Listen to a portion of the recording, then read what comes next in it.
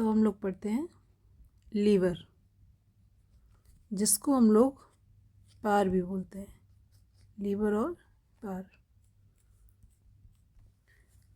Liver क्या है?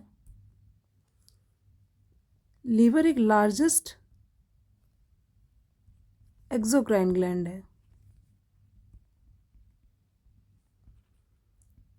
इसका कितना वेट होता है? लीवर का वेट होता है approx 1.5 kg।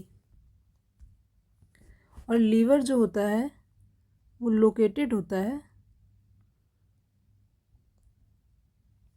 Below diaphragm.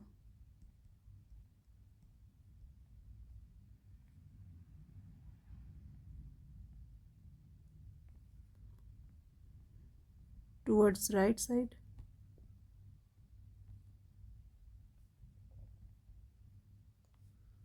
And above stomach. Okay, तो लीवर क्या है? एक लार्जेस्ट एक्सोक्राइन ग्लैंड है और इसका जो वेट है वो अप्रॉक्सीमेटली 1.5 kg है। और ये डायाफ्राम के नीचे स्थित है, टुवर्ड्स राइट साइड और स्टमक के थोड़ा सा ऊपर। अब जो लीवर है हमारा, उसमें दो लोब पाए जाते हैं। दो लोब पाए जाते हैं, एक तो राइट लोब और एक लेफ्ट लोब। लेफ्ट लोब, जो लेफ्ट लोब है वो पूरे लीवर का 1/6 पार्ट होता है सिर्फ। जो राइट लोब है वो 5/6 पार्ट होता है।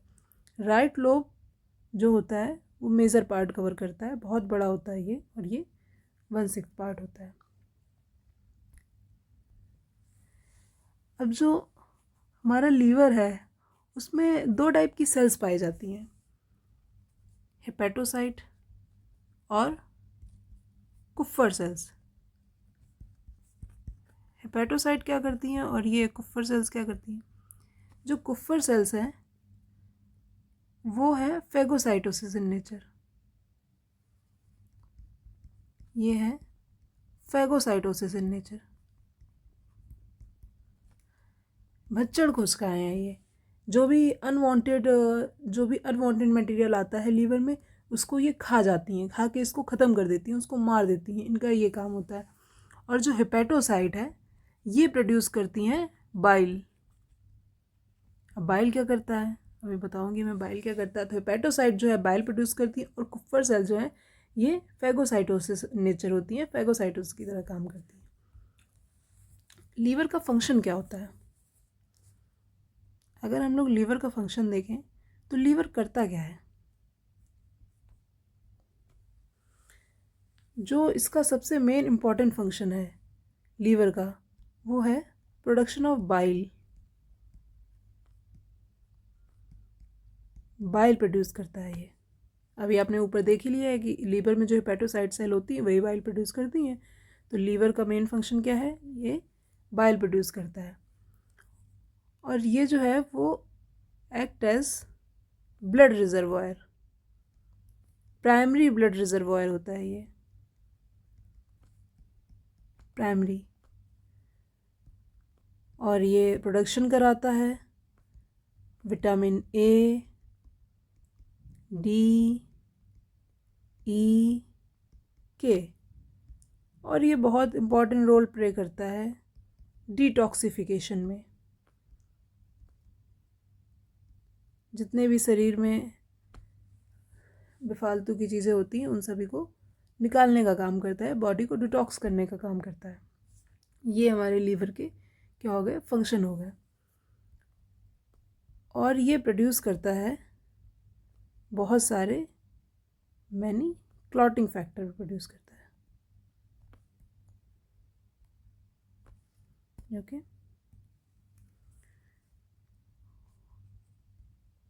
और ये प्रोड्यूस करता है प्लाज्मा प्रोटीन। जो हमारे ब्लड में प्लाज्मा पाया जाता है उसमें जो प्रोटीन होती हैं उसको लीवर प्रोड्यूस करता है, जैसे कि एल्ब्यूमिन, जैसे कि ग्लोबुलिन, जैसे कि फाइब्रिनोजन। ठीक है, ओके। तो क्या पढ़ा हम लोगों ने? हम लोगों ने पढ़ा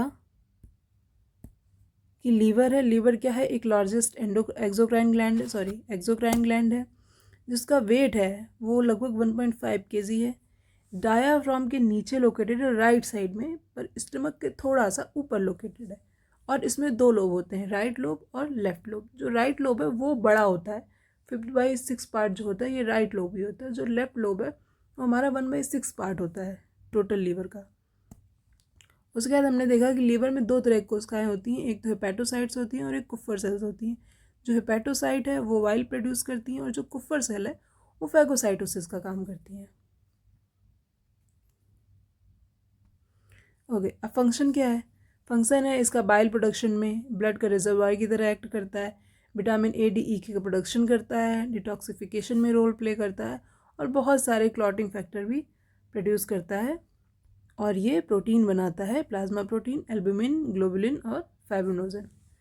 ठीक है, अब लीवर यहाँ से हमारा लीवर का ख़त्म हुआ। उसके बाद अब आता है हमारा पेनक्रियाज। पेनक्रियाज के बारे में भी थोड़ा सा पढ़ लेते हैं।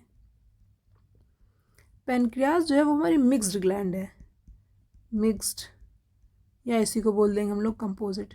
क्यों बोलते हैं मिक्स्ड? मतलब क्या है, ये एक्सोक्राइन भी होती है एज वेल एज एंडोक्राइन भी होती है, दोनों तरह की होती है ये। शेप इसका क्या होता है? लीफ शेप होती है ये, लीफ शेप ग्लैंड है। कहाँ पाई जाती है ये ग्लैंड? पेनक्रियाज कहाँ पाई जाती है? पेनक्रियाज पाई जाती है between stomach and duodenum. Duodenum और स्टमक के बीच में पाई जाती है ये पेनक्रियाज जो है, वो ड्यूडनम और स्टमक के बीच में पाई जाती है। जैसे कि ये हमारा स्टमक हो गया, ये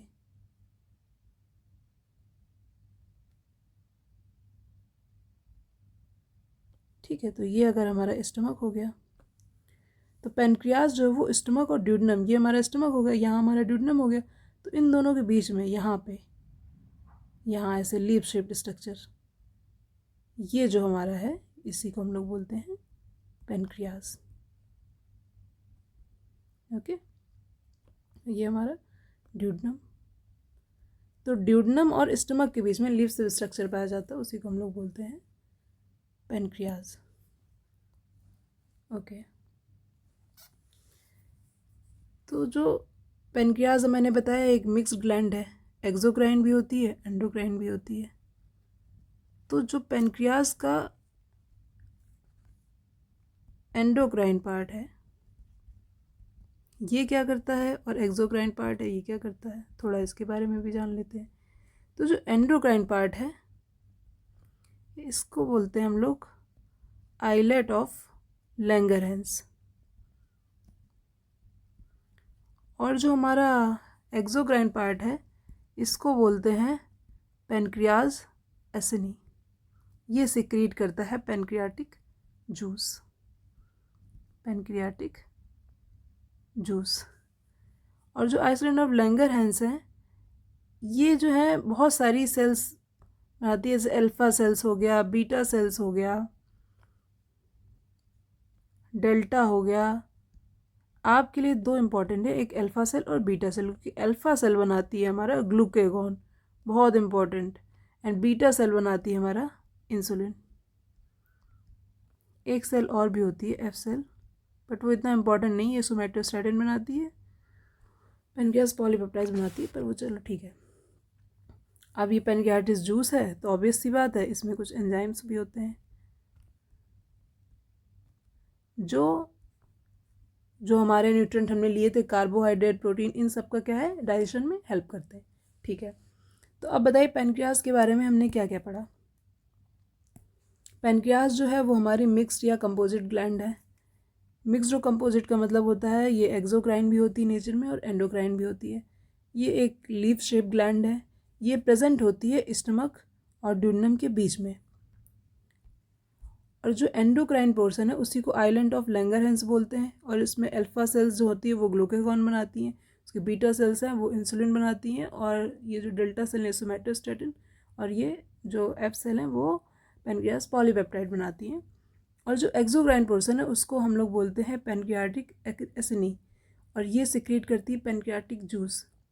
जो पैनक्रियाटिक जूस होता है हमारा वो एंजाइम कंटेन करता है, और जो ये एंजाइम है यही एंजाइम जो फर्दर डाइजेशन जो होता है हमारा, क्या बोलते हैं, फैट का डाइजेशन पूरा बचा था और वो पार्शियल डाइजेशन हुआ था कार्बोहाइड्रेट और प्रोटीन का, वो भी कंप्लीट डाइजेशन होगा, उन सब में ये एंजाइम्स हेल्प करते हैं। चलिए आगे चलते हैं, हम लोग स्मॉल इंटेस्टाइन पे चलते हैं। अब हम लोग आते हैं स्मॉल इंटेस्टाइन पे। तो स्मॉल इंटेस्टाइन के 3 पार्ट होते हैं, ड्यूडेनम, जजनम और इलियम। यहीं पे एक चीज़ और लिख लेना, जो स्मॉल इंटेस्टाइन होती है हमारी, इसकी लेंथ होती है 6 to 7 मीटर। ये लेंथ होती है पूरी, स्मॉल इंटेस्टाइन की पूरी लेंथ होती है 6 to 7। ठीक है, अब इसके 3 पार्ट होते हैं, ड्यूडेनम हो गया, जजनम हो गया और इलियम हो गया। जो ड्यूडेनम है ये सी शेप्ड होता है। याद करिए मैंने आपको बताया था स्टमक का शेप क्या होता है। तो स्टमक जो होता है वो हमारा जे शेप होता है, और जो ड्यूडेनम है वो हमारा सी शेप होता है। और ड्यूडेनम जो है ये फर्स्ट पार्ट है स्मॉल इंटेस्टाइन का, और जजनम जो है ये हाईली कॉइल्ड होता है। अभी मैं इसके ये सब कुछ बताने के बाद समराइज़ करूँगी, तो मैं आपको ये बना के भी दिखाऊंगी कि जजनम कैसा है। हाईली कॉइल्ड है और लॉन्गेस्ट है।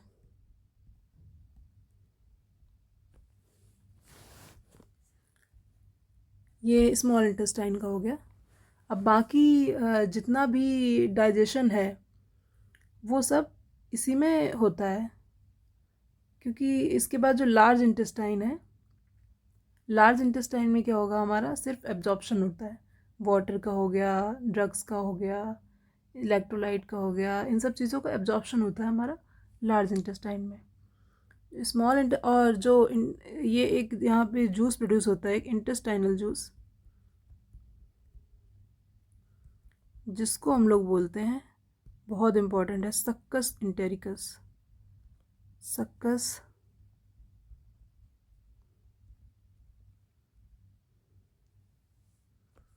इंटेरिकस। ठीक है, तो स्मॉल इंटेस्टाइन के 3 पार्ट, ड्यूडेनम, जजनम, इलियम।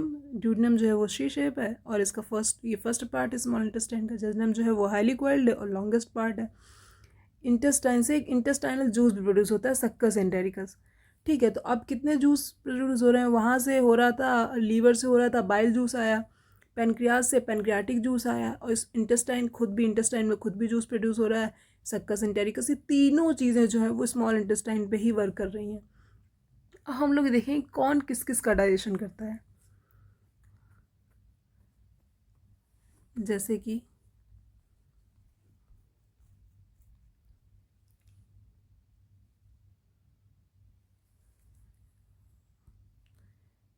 ओके,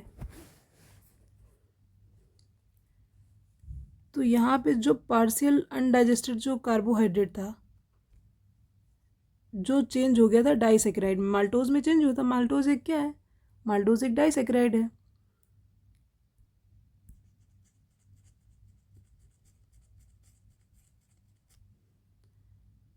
तो क्या है, ये जो डाइसेक्राइड था, अब यहाँ पे क्या होता है, यही डाइसेक्राइड जो है ये चेंज हो जाता है मोनोसेक्राइड में। और वहाँ पे क्या बना था, पेप्टाइड बना था ना, वो पेप्टाइड। तो यहाँ पे यही पेप्टाइड चेंज होता है एमिनो एसिड में। और एक चीज़, यहाँ पे फैट का डाइजेशन होता है। सबसे इम्पॉर्टेंट चीज़ जो होती है वो यहाँ पे फैट का डाइजेशन, क्योंकि अभी तक कहीं भी फैट का डाइजेशन नहीं हुआ था। तो यहाँ पे क्या होता है, फैट का डाइजेशन शुरू होता है, फैट का डाइजेशन होता है। फैट में क्या होता है, फैट इमल्सिफिकेशन, इसको बोलते हैं फैट का इमल्सिफिकेशन ऑफ फैट। तो इसमें क्या होता है, जो फैट है, फैट की जो लार्ज बड़ी बड़ी जो ड्रॉपलेट होती हैं वो छोटी छोटी छोटी छोटी ड्रॉपलेट में टूट जाती है, इसी को हम लोग बोलते हैं मिसली। ये फैट का डाइजेशन होता है। और न्यूक्लिक एसिड का भी डाइजेशन होता है, ये चेंज हो जाते हैं अपने न्यूक्लियोटाइड्स में प्लस न्यूक्लियोसाइड्स में।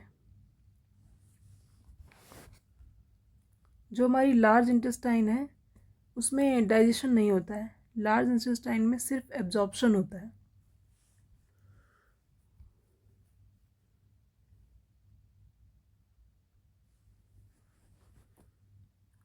एक चीज़ और, ये जो फैट है ना, फैट का डाइजेशन जो है ना वो बाइल करता है। बाइल याद है ना आपको कहाँ से आया था? लीवर से आया था। वो बाइल जो है, ये bile he emulsification of fat कराता है। ये bile he emulsification of fat कराता है और ये टूट जाती है इसी में। बड़ी बड़ी वाटर ड्रॉपलेट जो हैं वो छोटी छोटी मिसली में टूट जाती हैं। इसी को हम लोग बोलते हैं, इस प्रोसेस को हम लोग, इसी को बोलते हैं हम लोग emulsification of fat. Emulsification of fat. Okay, अगर आपको कोई भी डाउट हो तो आप कमेंट सेक्शन में कमेंट करके बता सकते हैं मुझे, मैं इम्प्रूवमेंट करने की कोशिश करूँगी। ओके, आगे चलते हैं। ओके, अब आया लार्ज इंटेस्टाइन। डाइजेशन हो गया है, अब क्या है? एब्जॉर्प्शन होता है। लार्ज इंटेस्टाइन में क्या होता है? एब्जॉर्प्शन होता है। किसका एब्जॉर्प्शन होता है? एब्जॉर्प्शन होता है वाटर का, एब्जॉर्प्शन होता है इलेक्ट्रोलाइट का, ड्रग्स का, इन सभी चीज़ का एब्जॉर्प्शन होता है। यहाँ पे कोई डाइजेशन नहीं होता है, नो डाइजेशन। अब लार्ज इंटेस्टाइन के भी 3 पार्ट होते हैं, सीकम, कोलन और रेक्टम।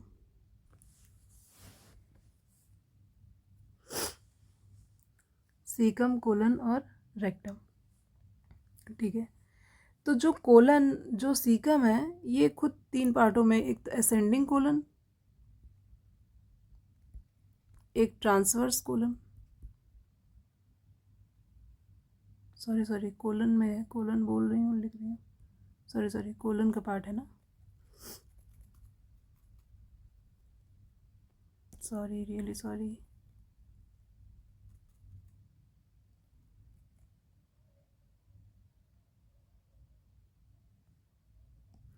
ओके, तो कोलन में है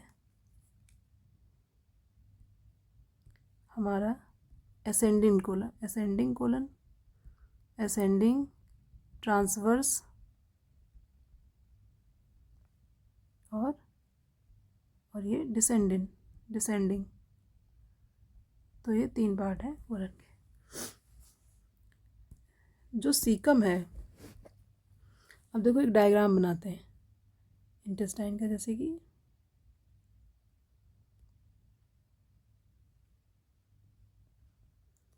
अब रफली समझ लीजिएगा, बहुत अच्छा डायग्राम तो मे भी ना बन पाए।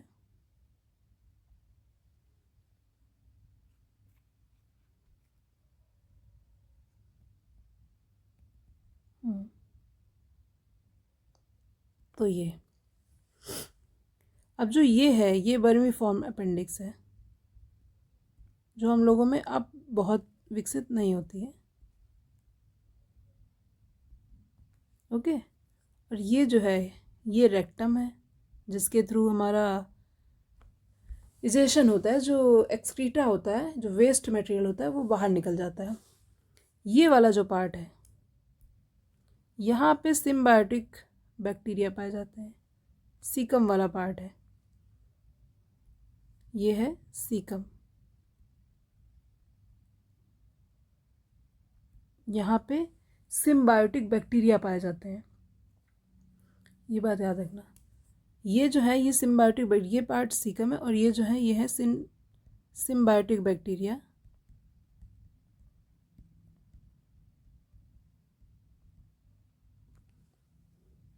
जो सिंथेसाइज करते हैं विटामिन बी एंड विटामिन के।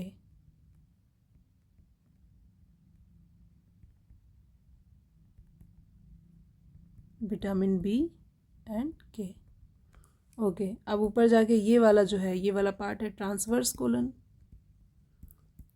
ट्रांसवर्स कोलन,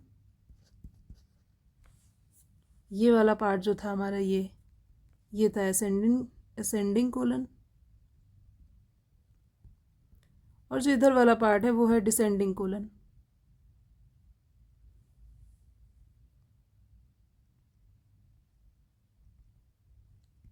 ओके, और ये वाला पार्ट जो होता है ये होता है सिग्मोइड कोलन। मेजर 3 पार्ट ही होते हैं, पर ये चूँकि इसका होता है सिग्मा लाइक होता है, इसलिए इसको बोल देते हैं सिग्मोइड कोलन। ठीक है, आई होप आप सब लोगों को समझ में आ गया होगा। तो अब देखिए ये क्या है, ये हमारा इंटेस्टाइन का, लार्ज इंटेस्टाइन का स्ट्रक्चर है। अब इसमें क्या होता है कि ये बर्मीफॉर्म अपेंडिक्स है। सीकम है, सीकप में सिम्बायोटिक बैक्टीरिया पाए जाते हैं। ये सिम्बायोटिक बैक्टीरिया क्या करते हैं, ये सिंथेसाइज करते हैं विटामिन बी और विटामिन के। उसके बाद हमारा असेंडिंग कोलन पाया जाता है, उसके बाद ट्रांसवर्स कोलन पाया जाता है, उसके बाद डिसेंडिंग कोलन पाया जाता है, फिर सिग्मॉइड लाइक स्ट्रक्चर है तो उसको सिग्मॉइड कोलन बोल देते हैं, और रेक्टम के थ्रू, रेक्टम 1 मिनट,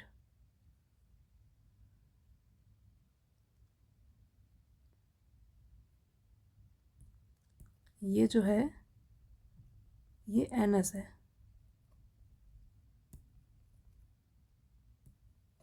हाँ, this is anus, this is rectum. ठीक है, आई होप क्लियर हो गया होगा। तो क्या पढ़ा आज हम लोगों ने, अब मैं आपको एक ओवरव्यू देती हूँ। जो जो हम लोगों ने पढ़ा है उसका पूरे का एक ओवरव्यू। तो हमारा जो डाइजेशन है वो शुरू कहाँ से हुआ था, शुरू हुआ था बक्कल कैविटी में, और ख़त्म कहाँ पे हुआ है, ख़त्म हुआ है एनस पे। तो शुरू हुआ था बक्कल कैविटी पे और ख़त्म हुआ था एनस पे, और ये पूरे को बक्कल कैविटी से लेके एनस तक को बोलते हैं हम लोग एलिमेंट्री कैनाल। तो एलिमेंट्री कैनाल कहाँ से कहाँ तक होती है, एलिमेंट्री कैनाल एक्सटेंड करती है,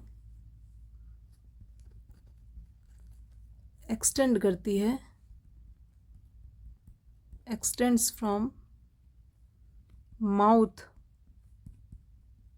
टू एनस।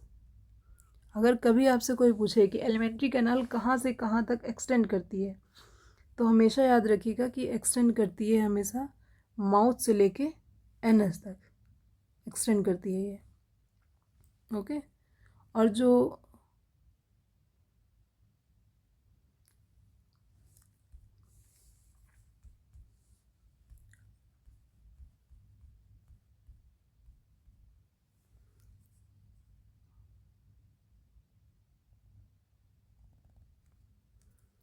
यहाँ पे ये है हमारी बक्कल कैविटी। ठीक है, ये है हमारी बक्कल कैविटी। यहाँ पे 2 पाइप हैं, एक फूड पाइप होता है और एक हमारा विंड पाइप होता है। तो ये जो है हमारा विंड पाइप है, जो विंड पाइप की ये ओपनिंग है इसको बोलते हैं हम लोग ग्लॉटिस। क्या बोलते हैं इसको, ग्लॉटिस। और जो ये फूड पाइप की ओपनिंग है इसको बोलते हैं हम लोग गलेट। ओके, तो क्या है, ये बक्कल कैविटी से डाइजेशन स्टार्ट हुआ था। हम लोगों ने फूड को पहले इंजेस्ट किया, उसके बाद फूड डाइजेशन के लिए जा रहा है फूड पाइप के थ्रू। डाइजेशन पहले बक्कल कैविटी में किसका डाइजेशन होता है, पार्शियल डाइजेशन होता है हमारा कार्बोहाइड्रेट का, यहाँ पे पार्शियल डाइजेशन होता है। उसके बाद ये क्या है, ये विंड पाइप है। तो जब हम लोग खाना खाते हैं तो ये जो विंड पाइप है, ये विंड पाइप है, तो ये क्या है, ये ग्लॉटिस जो है ये बंद रहता है। तभी तो बोलते हैं खाना खाते टाइम बोलिए मत, क्योंकि अगर आप बोलते हैं और ये ग्लॉटिस खुल गया थोड़ा सा भी तो खाना इसके थ्रू जाने के चांसेस रहते हैं। और ये इतना छोटा होता है कि अगर खाना इसमें गया तो खाना फंस जाएगा श्वास नली में, वही उसी को बोलते हैं कि श्वास नली में खाना फंस जाएगा। और ये गलट है, ये फूड पाइप है, तो खाना इसके थ्रू जो है नीचे जाता है। ये क्या है, ये ईसोफेगस है, इसके थ्रू खाना नीचे जाता है। किस प्रोसेस के थ्रू जाता है, किस मूवमेंट के थ्रू जाता है, तो वो होता है हमारा प्रोसेस पेरिस्टल्सिस, और पेरिस्टल्टिक मूवमेंट होते हुए खाना जाता है हमारा स्टमक में। अब स्टमक में जो जाता है तो एक स्फिंक्टर है जो इसको गार्ड करता है। इस इंस्पेक्टर को बोलते हैं हम लोग कार्डियक या गैस्ट्रो ईसोफेजियल इंस्पेक्टर। चलो इसको दूसरे पेज में क्लियरली बनाते हैं। ओके, तो ये हम लोगों ने पढ़ा अभी तक कि ये खाना जो है ये माउथ से स्टार्ट हुआ है, ये फूड पाइप पे आया, सॉरी विंड पाइप, ये फूड पाइप ही है जो फूड पाइप से खाना आते हुए गया है स्टमक में। जब स्टमक में खाना जा रहा है तो ये एक जो ये इंस्पेक्टर है ये इसको गार्ड कर रहा है। ये इंस्पेक्टर से होते हुए फिर यहाँ पे भी एक होगा, इससे फिर खाना नीचे जाएगा और यहाँ पे ये है हमारी जो हमने अभी पढ़ा था इंटेस्टाइन। ओके,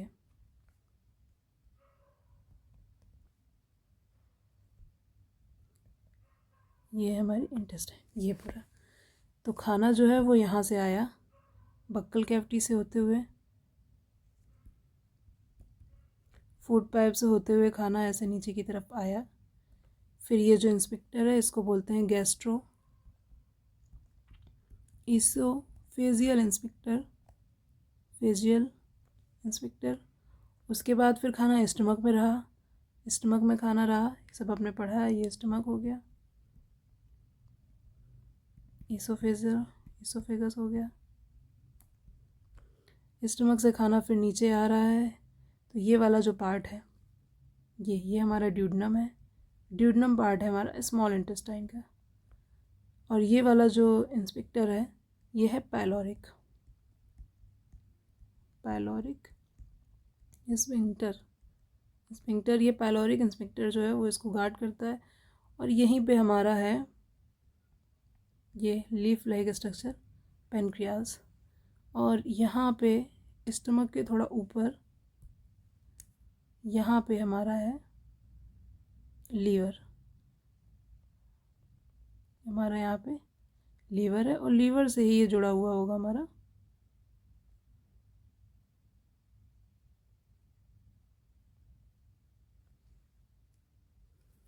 ठीक है। अब ये हो गया ड्यूडनम।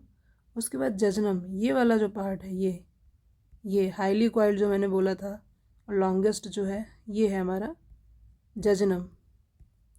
ये हमारा जजनम है। ओके, ये वाला पार्ट पूरा जजनम है। और फिर ये जो यहाँ से जुड़ा है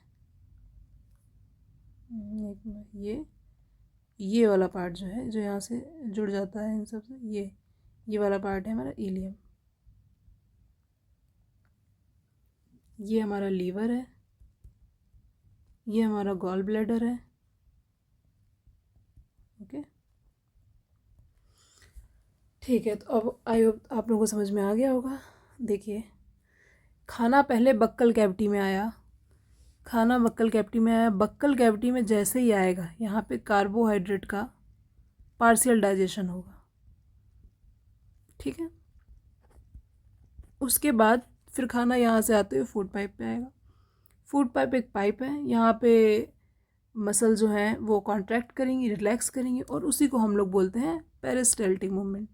तो यहाँ पे कौन सी प्रोसेस होगी? पेरिस्टाल्सिस होगी, जिसके थ्रू खाना नीचे आएगा। और ये एक इंस्पेक्टर गार्ड करेगा जिसको बोलेंगे गैस्ट्रोइसोफेजियल। यहाँ से होते हुए खाना यहाँ पे स्टमक में आ जाएगा। अब स्टमक में पाई जाती हैं हमारी गैस्ट्रिक ग्लैंड जो सिक्रीट करती हैं हमारा गैस्ट्रिक जूस। गैस्ट्रिक जूस में क्या क्या होता है आप लोगों को पता ही है। गैस्ट्रिक जूस में हमारा HCl होता है, पेप्सिन होता है, रेनिन होता है, ये सारी चीज़ें होती हैं। तो यहाँ पे खाने का डाइजेशन होता है। यहाँ पे सिर्फ प्रोटीन डाइजेशन होता है, वो भी पार्शियल प्रोटीन डाइजेशन होता है स्टमक में। यहाँ पे होते हुए फिर खाना जाता है इंटेस्टाइन में। ये जो लीवर है और जो गॉल ब्लैडर है, लीवर भी अपना प्रोड्यूस करता है बाइल, वो भी यहाँ पे ड्यूडनम पे, यहाँ से पाइलोरिक इंस्पेक्टर गार्ड करता है। यहाँ पे खाना आ जाता है स्मॉल इंटेस्टाइन। स्मॉल इंटेस्टाइन में पैनक्रियाटिक जूस भी होता है, स्मॉल इंटेस्टाइन में बाइल भी होता है, स्मॉल इंटेस्टाइन में अपना इंटेस्टाइनल जूस भी होता है जिसको हम लोग बोलते हैं सक्कस एंटेरिकस। तो इसमें कितने जूस होते हैं, एक तो इसमें बाइल होता है, प्लस इसमें पैनक्रियाटिक जूस होता है, प्लस इसमें इंटेस्टाइनल जूस भी होता है, और इन सभी में एंजाइम होते हैं। जो एंजाइम होते हैं वो जो कार्बोहाइड्रेट का पार्शियल डाइजेशन हुआ है उसका कंप्लीट डाइजेशन कराते हैं। ये जो एंजाइम है ये कार्बोहाइड्रेट का कंप्लीट डाइजेशन यहाँ पे होता है। प्रोटीन जो पार्शियल हुआ था स्टमक में, प्रोटीन का भी कंप्लीट डाइजेशन हो जाता है, और जो फैट और न्यूक्लिक एसिड बच गए थे उनका भी यहाँ पे कंप्लीट डाइजेशन हो जाता है। तो स्मॉल इंटेस्टाइन में, ड्यूडनम में, जजनम में और इलियम में, ये मतलब नहीं ये ड्यूडनम में ही है, ये जूस जो है सारे ये ड्यूडनम में नहीं है, ये मतलब ये सारे जूस स्मॉल इंटेस्टाइन की बात हो रही है, डेडनम, जजनम और इलियम की बात हो रही है। ठीक है, तो ये सब कुछ डाइजेशन पूरा हो गया। उसके बाद फिर आती है हमारी लार्ज इंटेस्टाइन। लार्ज इंटेस्टाइन का ये वाला पार्ट है सीकम। सीकम में बहुत सिम्बायोटिक बैक्टीरिया होते हैं, ये कुछ विटामिन सिंथेसाइज करते हैं और ये बहुत ज़रूरी होते हैं।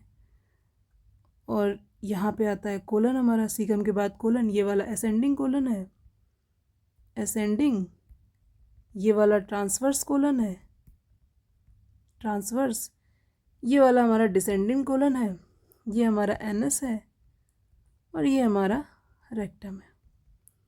तो ये हमारा पूरा डाइजेस्टिव सिस्टम का ये पूरा यहाँ से कंप्लीट होता है। बताइएगा कमेंट सेक्शन में बायोलॉजी की यही सीरीज़ को मैं कंटिन्यू करूँ या फिर कुछ हिस्ट्री, पॉलिटी, कुछ और किसी और सब्जेक्ट का कराऊँ। प्लीज़ अगर आपको लेक्चर पसंद आए तो do like, share, subscribe and please comment, ताकि मुझे पता चल पाए कि मुझे आगे कैसे कंटिन्यू करना है। Okay, thank you so much.